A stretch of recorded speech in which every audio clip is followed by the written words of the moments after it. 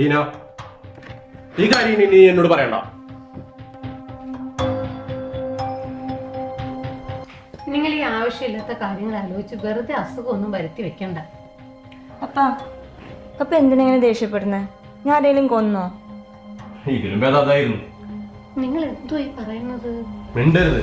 മകൾക്ക് കൂട്ട് വെക്കാൻ ഒരു അമ്മേ. എത്രയായാലും അവള് നമ്മുടെ മോളല്ലേ. പണ്ടത്തെ കാലമൊന്നും അല്ല ഇത്.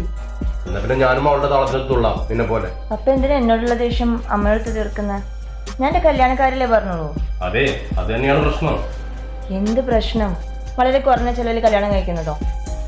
നിനക്കതൊക്കെ പറയാം. അപ്പനമ്മമാരുടെ വിഷമം നിനക്ക് മനസ്സിലാവില്ലല്ലോ. എന്നാ മോളെ പപ്പ പറയുന്ന പോലെ കേൾക്കും. അതാണ് നമുക്ക് നല്ലത്. ഇത്ര നേരം എന്റെ കൂടെ സപ്പോർട്ട് ചെയ്ത അമ്മ തന്നെയാണ് ഈ പറയുന്നത്. ഞാൻ രജിസ്റ്റർ മാരേജ് ചെയ്ത എന്താ പ്രശ്നം? അങ്ങനെ ആരും ഇല്ലാതെ കെട്ടിച്ചു വിടാനല്ല നിന്നെ ഇത്രയും നാൾ ഞങ്ങൾ വളർത്തി വലുതാക്കിയത്. മനസ്സിലായില്ല. എനിക്ക് നാട്ടുകാരുടെ മുമ്പിൽ അന്തസ്സുണ്ട്. ആ അന്തസ്സിനനുസരിച്ച് ഞാൻ നിന്റെ കല്യാണം നടത്തും. എന്ത് അന്തസ് പപ്പ? ലക്ഷങ്ങൾ മുടക്കിയിട്ട് കല്യാണം നടത്തുന്നത്? അത് അമ്മ പറയാറുള്ള പോലെ 100 പവനിട്ടിട്ട് നാട്ടുകാരുടെ മുമ്പിൽ വേഷം കെട്ടുന്നതോ? നീ എന്തോ മോളെ പറയുന്നത്? അങ്ങനെയൊക്കെ കാണാൻ എല്ലാ അച്ഛനമ്മമാർക്കും ആഗ്രഹങ്ങളാണ്. ഞങ്ങൾക്കുണ്ട്. അതൊക്കെ നല്ല കാര്യം തന്നെ. പക്ഷെ ഇതിന്റെ കടം തീർക്കാൻ നടക്കുന്ന അപ്പനമ്മനെ കാണാൻ എനിക്ക് ആഗ്രഹമില്ല. നീ എന്ത് പറഞ്ഞു വരണത്? നിന്റെ കല്യാണം നടത്താൻ എന്റെ കയ്യിൽ കാശില്ലെന്നോ? എന്നല്ല പപ്പ, ഒരു ബാധ്യത തീർക്കുന്ന പോലെയാണ് എന്റെ കല്യാണം നടത്തേണ്ടത്. അതും ഈ നാട്ടുകാരെ കാണിക്കാൻ.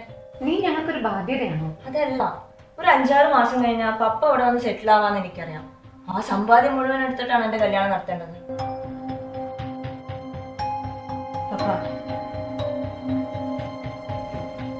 അതല്ല പപ്പ, ഇത് ഞാനും അമലും ഒരുമിച്ചെടുത്തൊരു തീരുമാനമാണ്. ആരും ബുദ്ധിമുട്ടിക്കാണ്ട് നമുക്ക് വേണ്ടപ്പെട്ട ആൾക്കാരെല്ലാവരും കൂടിയിട്ട് ഒരു രജിസ്റ്റർ മാരേജ്. അതുപോലെ ഒന്ന് സമ്മതിക്കു പപ്പ. നമ്മുടെ മോളുടെ ആഗ്രഹമല്ലേ, ഒന്ന് സമ്മതിക്കുന്നേ പ്ലീസ്. മോള് പറയുന്നത് പപ്പക്ക് മനസ്സിലാവാഞ്ഞിട്ടല്ല. നമ്മൾ ഈ ജീവിക്കുന്ന സമൂഹത്തിൽ. എന്ത് സമൂഹം? നമുക്ക് നമ്മുടെ സന്തോഷമല്ലേ വലുത്. ശരി, എങ്കിലും മോള് അമ്മയോട് വരാൻ പറ. പപ്പ